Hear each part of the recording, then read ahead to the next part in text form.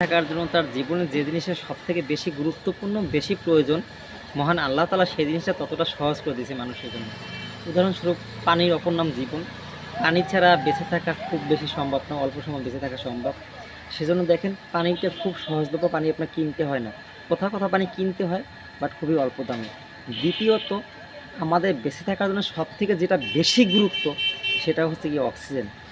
অক্সিজেনের মাধ্যমটা আল্লাহ তাআলা এমনই করে দিয়েছে, আপনি যেখানে যেভাবেই থাকুন না কেন আপনি শ্বাস নিলে অক্সিজেন পর্যাপ্ত পাচ্ছেন। অক্সিজেন ক্যারি করার জন্য আপনার কোথাও যেতে হয় না, অক্সিজেন টাকা দিয়ে কিনতে হয় না।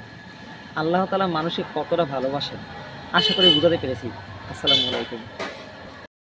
থাকার জন্য তার জীবনে যে জিনিসের সবথেকে বেশি গুরুত্বপূর্ণ, বেশি প্রয়োজন, মহান আল্লাহ তাআলা সেই জিনিসটা ততটা সহজ করে দিয়েছে মানুষের জন্য।